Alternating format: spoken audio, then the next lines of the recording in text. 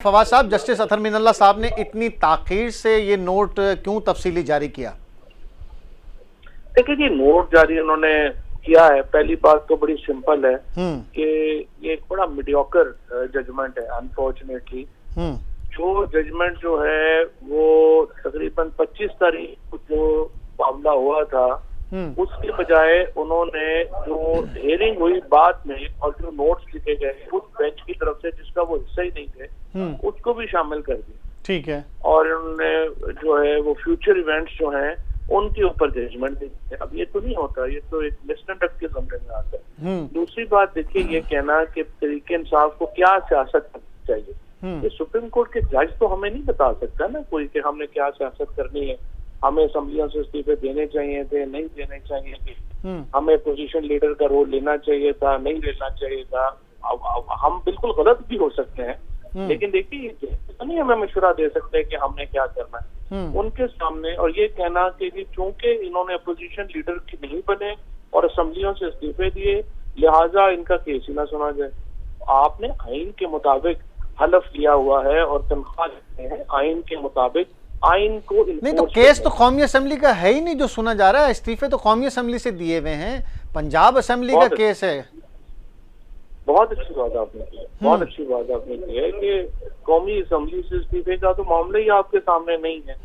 आप कह रहे हैं कि जी क्योंकि इन्होंने कौमी असेंबली से इस्तीफा दे दिया लिहाजा पंजाब असेंबली को जो तहलील हुई है इसका जो है वो उससे छोड़ दिया जाए। मतलब इसकी कोई तुक्की नहीं। और ये तो मामला भी पूरा विफाकी हुकूमत का, फवाद साहब, पूरा मामला विफाकी हुकूमत का भी नहीं है। इलेक्शन कमीशन और सुप्रीम कोर्ट आमने सामने है। यानी इलेक्शन कमीशन ने तारीख तब्दील की और सुप्रीम कोर्ट ने उसको कलअदम करा दिया, या उससे पहले तारीख नहीं दे रहे थे तो सुप्रीम कोर्ट ने इंटरवेंशन की और सो मोटो लिया।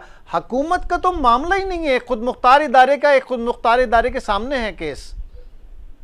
बिल्कुल सही बात, बिल्कुल आपकी बात सही है। उसमें कोई जो है वो तुक्की नहीं बनती कि क्या इसमें जो है जो मामला हुआ है। और काफी मैं समझता हूँ कि जजमेंट के हकायक से बड़े दूर है और मीडियोकर जजमेंट है, लीगली भी बड़ी कमजोर है। 23 तारीख को अतहर मीनल्लाह साहब ने जो नोट लिखा था उसमें तो चीफ जस्टिस को ये इख्तियार उन्होंने दे दिया था कि वो बेंच जो भी तश्कील देना चाहें, जिस भी बेंच के तहत चलाना चाहें वो चला सकते हैं।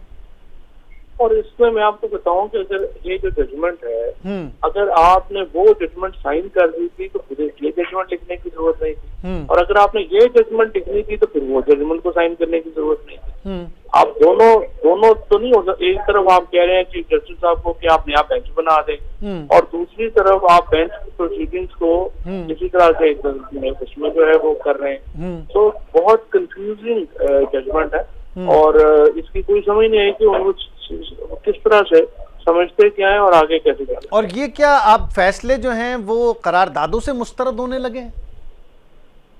जब ये इसके बाद मेरा ख्याल अगला स्टेप ये होगा कि ये नवाज शरीफ की सजा को भी करारदाद से मुस्तरद कर देंगे और कहेंगे क्योंकि हम नेशनल असेंबली में 42 लोगों ने रेजोल्यूशन पास कर दी है तो नवाज शरीफ की जो सजा है वो माफ हो गई है। और उसके बाद हम जो सारे जेलों में जो बंदा जो है वो आके नून लीग को, पीपल्स पार्टी को पैसे दे इनकी उसमें पार्टी फंड में उसकी रेजोल्यूशन कराते जाए असेंबलियों से और माफ करवाते जाए। तो अहम अफराद ने दस्तखत क्यों नहीं किए इस पे करारदाद पे? इंतहाई किसी पार्टी लीडर के दस्तखत नहीं है। ना सिर्फ ये कि उनके दस्तखत नहीं है बल्कि अब हमें तकरीबन 48 घंटे हो गए हैं ये डिमांड करते हुए कि हमें बताया जाए कि कौन से वज़रा ने उस मीटिंग में शिरकत की। कैबिनेट मीटिंग में ये कहा कि हम फैसला मुस्तरद करें, हमें मालूमात नहीं दी जा रही और ज्यादातर वज़रा जो हैं वो बिल्कुल भाग ही गए हैं। वो कह रहे हैं जी हमारा नाम नहीं था, हमने कोई ऐसी बात नहीं की है और हमें अपनी लिस्ट से आप निकालें। बिलावल भुट्टो ने और शहरी रहमान ने उन्होंने तो क्लियरली कह दिया कि हम तो असेंबली इजलास में थे ही नहीं, हम तो मुल्क से बाहर थे, हमने तो कोई ऐसी बात की नहीं।